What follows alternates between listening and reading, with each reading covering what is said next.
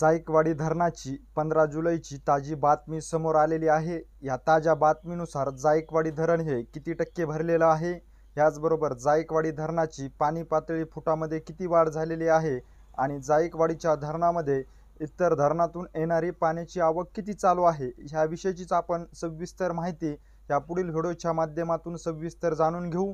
तर नमस्कार मंडळी, तुम्हा सर्वांचे गावगाडा ह्या लोकप्रिय चॅनलवर स्वागत आहे।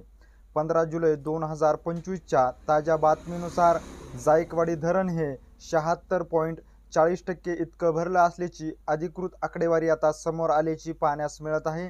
सकाळच्या ताज्या बातमीनुसार जायकवाडी धरण हे 76.40% भरलेलं आहे। याचबरोबर जायकवाडी धरणाची जी पाणी पातळी आहे फुटामध्ये ती 1522 इतकी आहे।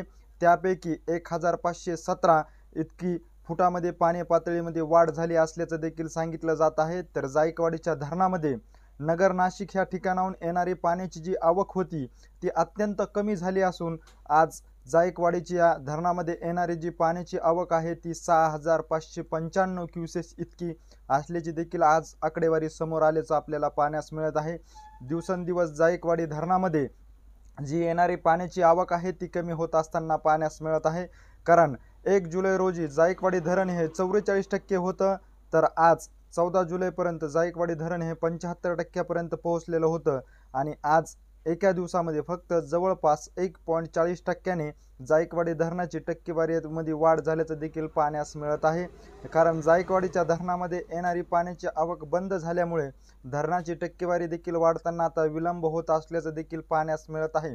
जायकवाडी धरणाविषयीची अशीच नवनवीन माहिती जर तुम्हाला जाणून घ्यायची असेल आणि तुम्ही अजूनही आमच्या चॅनलला जर सबस्क्राईब केलं नसेल तर नक्की सबस्क्राईब करा। धन्यवाद।